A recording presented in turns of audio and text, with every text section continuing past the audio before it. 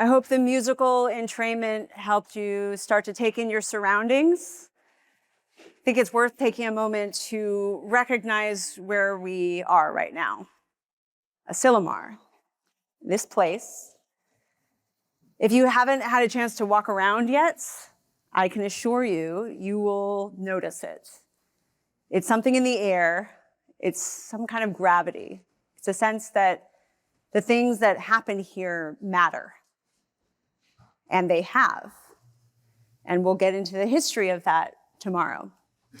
For now, for the very few of you that I haven't actually met, I'm Diana Saville. I'm co-founder and president of BrainMind, and it is an absolute joy to welcome you here tonight.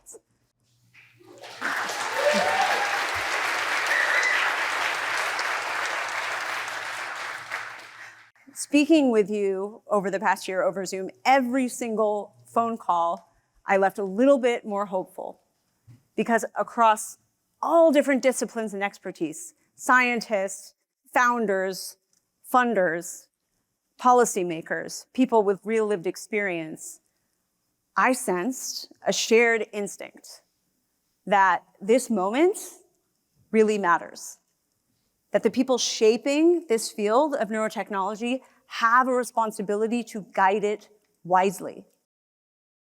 I talked to founders in this room building brand new types of neurotechnology. I talked to investors in this room thinking deeply about how to support the field with care.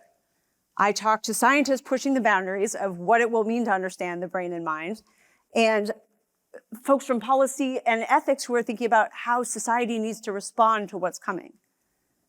And those of you in the room I spoke to whose lives were directly touched by brain science, you knocked my socks off, and you're here to remind us all what the stakes are. So this is a working meeting. This is not a conference. This is going to be about rolling up our sleeves and working together. What we're trying to make happen is, we don't want to just learn something and go home here. We want to collaborate together across disciplines. We want to live beta test real ideas that are going to be shown in these working groups. And we want to take that home with us and use it in the office next week. So in order to get to that point where you're invested, you have to be a co-author in this with us. You have to care to that extent, and I think you've all shown that by being here now, that you've taken that first step. So what this conference is going to ask of you is your presence, not just your physical presence here, but your real intellectual presence, your creative presence, your full participation. It's also going to ask that you keep confidentiality. We're going to have Chatham House rules here so that people can feel comfortable asking the really difficult, touchy questions and sharing their half-formed ideas.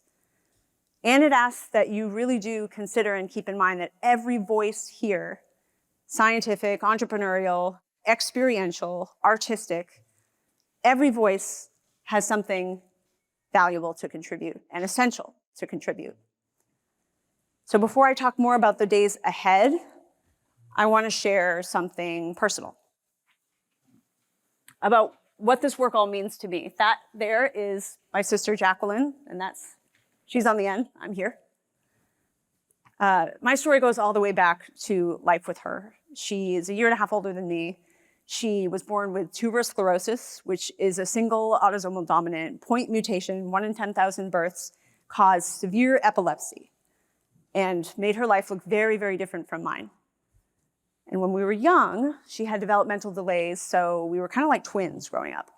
And as we got older, I became more of an older sister, sometimes a caretaker, sometimes a protector. And growing up alongside her and seeing the magic that she was capable of alongside her challenges, it made me a very different kind of person than I would have been otherwise. And it made me fascinated with and deeply curious about biology and neuroscience and how the brain works and what we might be able to do someday to help people. And I know that for many people in this room, the pathway into this field wasn't purely professional. It was personal. It started sometimes with our own health, with that of a family member or a friend.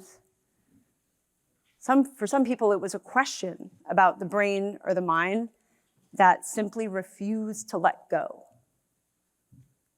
And tonight, I hope that we can honor those origin stories and show up authentically to the conversations, because the more honest that we can be when we connect with each other here, the more we are going to be able to accomplish.